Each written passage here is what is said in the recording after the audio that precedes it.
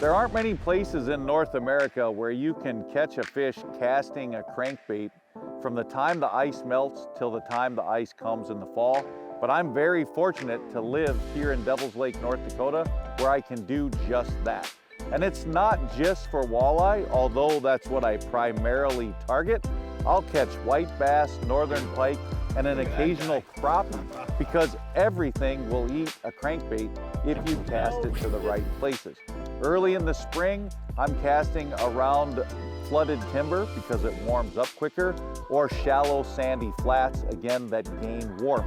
As the summer comes along, we've got weed growth, and finding those weed edges, placing a crankbait right on the edge of the weeds is absolute money for any predator fish. And you can never overlook shallow wind-blown rocks year-round. They're just fish magnets, and it's the perfect place to cast a crankbait. But if you're gonna cast a crankbait, you've gotta have the right equipment. First, I'll talk about the reel. I like a spinning reel because crankbaits that I cast tend to weigh a little bit less, and it's hard to throw those on a bait caster.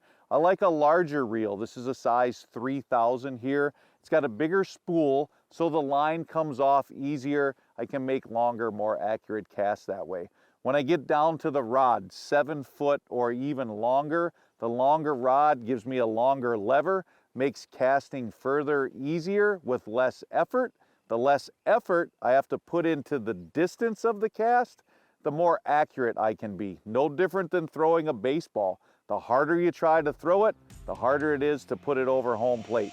So a longer rod lets me use less energy for distance, more accurate casts. Medium power, because the crankbaits pull back fairly hard, and I'm targeting fairly good sized fish. And I like a moderate action, something with a more parabolic bend. Again, it allows for longer casts, and as I'm reeling that lure back to the boat, it allows the rod to bend more to absorb the shock of the strike and not pull the hooks free from the fish. Lets me hook up a little better, and it gives me a huge advantage when I'm landing fish like walleye and northern pike that could get big and pull rather hard. When it gets to the line, I'm a Superline fan. Fireline, Power Pro, you name it, something with a thin diameter and no stretch. The thin diameter, again, casts further, casts better. My crankbaits dive just a little bit deeper, but the no stretch lets me feel every vibration that that crankbait is making. If I pick up a twig or a piece of weed, I know that the crankbait isn't wiggling. I can reel it in right away, clear the hooks and make another cast. And if I ever feel that wiggle stop, I pull, because you never know, it could be in a fish's mouth. So you catch a few more fish when they follow that lure after they grab it. All you feel is the dead crankbait because you don't necessarily feel the strike. I also will add a fluorocarbon leader. I use a little bit heavier fluorocarbon here in North Dakota because of the pike. 15-pound test. It's not too heavy. You'll still catch plenty of fish. The last part of the equation before we get to the lure itself is a snap. I love just a plain snap, no swivel. It lets that lure wiggle freely, just like tying a loop knot, but it makes it much quicker and easier to change sizes, shapes, and colors of lures. So when it comes to the lure itself, it all depends where I'm putting it and what I want the lure to do. In this example, I have a shallow diving flicker shad on. This is a great bait for throwing into really skinny water, less than 3 feet, or if I want to fish over the tops of weeds, I want the lure to dive down to the weed tops, but not into the weeds. If I want to fish a deeper or a steeper dropping shoreline, I might go with a crankbait similar to this number 6 flicker shad here.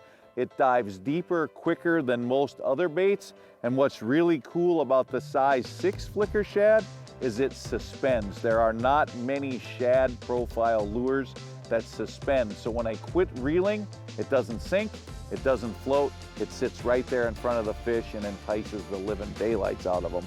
Also, the OG, probably my all-time favorite crankbait for casting, would be a number 5 original Rapala Shad Rap. It's a balsa bait. It's got a very, very unique wiggle because of the balsa. Works really, really good in cold water. And it also has a fairly steep diving curve. So in 3 or 4 cranks, it's down to near its maximum diving depth of about 6 feet, and it stays there for a long time. So take a few seconds to think about the crankbait you want to use, where you want to put it, why you want to put it there.